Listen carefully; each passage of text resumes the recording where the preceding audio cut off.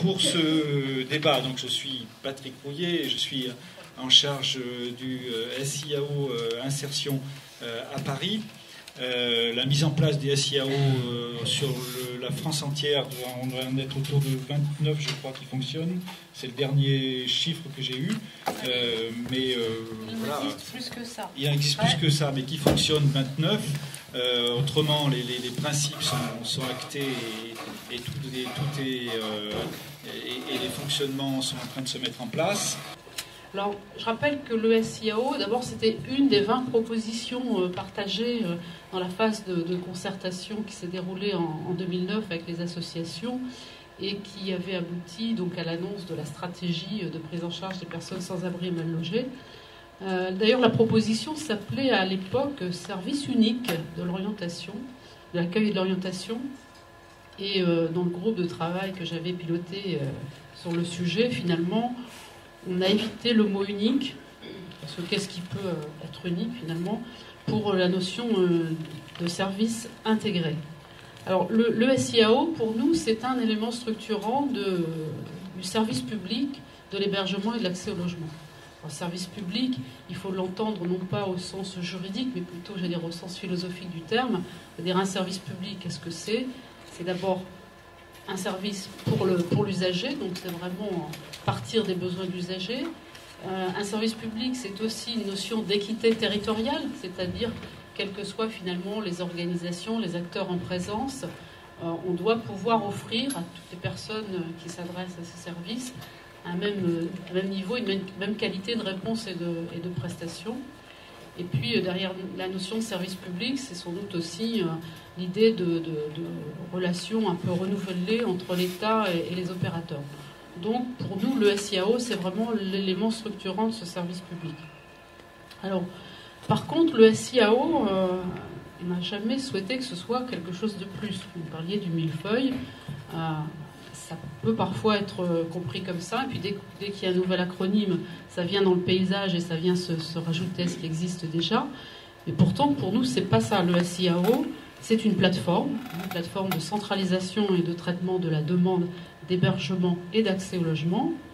C'est une mise en réseau des structures, des acteurs qui interviennent dans le champ de l'hébergement, dans le champ du logement accompagné. Alors, logement accompagné n'est pas une appellation stabilisée, mais on va dire que c'est tout le champ entre l'hébergement et le logement, donc les résidences sociales, les pensions de famille, les dispositifs de location, sous-location, l'ALT. Et c'est une mise en réseau des acteurs du logement. Et on s'aperçoit que c'est parfois un petit peu là que ça pêche, ou en tout cas peut-être que c'est plus difficile d'amener les acteurs du logement à contribuer au fonctionnement des SIAO dans certains endroits.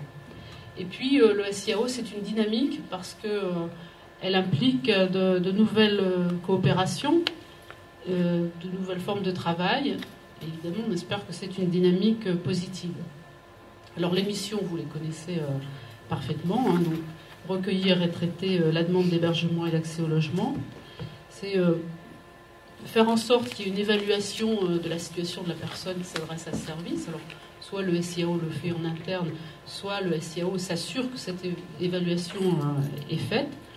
Et donc oriente la personne en fonction de ses besoins. Alors c'est un idéal, je sais qu'on n'est pas encore là évidemment partout, mais ce n'est plus orienter la personne en fonction de la place qui est disponible, mais c'est orienter la personne vers la solution qui apparaît évidemment la plus adaptée à ses difficultés.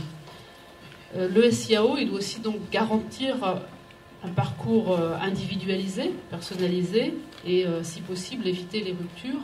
Et ça renvoie à la notion de référent personnel sur lequel on pourra peut-être revenir si vous le souhaitez. Et puis la dernière mission, et non des moindres, des SIAO, c'est de participer évidemment à l'observation, puisque étant la plateforme de recueil des demandes, c'est évidemment un merveilleux outil pour connaître cette demande dans toutes ses composantes. Le risque aussi, c'est de rester dans le champ hébergement, insertion, et de ne pas arriver à mettre dans le mouvement les acteurs du logement, alors soit parce que c'est difficile de discuter avec eux, soit parce qu'eux-mêmes se demandent ce qu'ils viennent faire là-dedans. Et il faut qu'une personne qui s'adresse à un SIAO, si elle n'a pas besoin d'hébergement, qu'on puisse l'orienter vers le logement. En même temps, le SIAO n'est pas le lieu d'enregistrement de la demande de logement social. Donc à chacun son rôle. Mais en tout cas, que les acteurs du logement se sentent concernés parce qu'ils ont les réponses à apporter pour un certain nombre de situations. Le risque aussi, c'est alors peut-être pour des partenaires externes au SIAO, c'est de tout faire porter au SIAO. Alors, par exemple, des relations de travail avec les SPIP, qui sont à la fois dubitatifs, en disant mais avant, finalement, on avait des relations avec tel ou tel centre d'hébergement pour placer nos sortants de prison, ça se passait bien. Maintenant, vous nous dites qu'il faut s'adresser au SIAO, donc ça met tout l'air. Et après, quand on leur explique le SIAO, alors là, ils trouvent que c'est très intéressant, mais le risque, en tout cas, la tentation pourrait de dire, maintenant, c'est le SIE qui va prendre en charge. Donc il faut avoir cette vigilance que le SIAO ne vienne pas le lieu où on traite finalement toute la demande sociale. Chacun doit évidemment continuer à œuvrer et dans le champ de ses compétences et de ses interventions normales. Et puis il y a un problème de crédibilité aussi, parce que si les risques, que j'espère on va éviter malheureusement, se concrétisent, le SIAO, ça sera juste considéré comme un machin de plus, mais qui ne change pas la vie des personnes. J'ai découvert en arrivant, moi qui ne connaissais rien à l'hébergement et qui connaissais un tout petit peu dans le domaine du logement, qu'il y avait dans ce département un potentiel de travail collectif tout à fait extraordinaire dans les associations, une tradition de travail collectif et de fédération des énergies dont une image peut être citée pour illustrer, c'est l'existence de l'UDACHI, qui regroupe une grande partie des associations locales, en plus de leur adhésion à la FNARS et de leur participation active à toutes les démarches nationales. Paris n'est pas loin, c'est plus facile d'aller aux réunions du PRAI, par exemple. Le pilotage, ça a consisté vraiment à s'appuyer sur cette tradition de travail collectif, s'y associer et travailler en confiance avec les associations pour aboutir, on peut dire, à un schéma intellectuel mûr au mois d'août, à des recrutements qui sont déroulés à la toute fin de l'année 2010 sur les bénéfices attendus au plan local. Sur le plan collectif, c'est clair.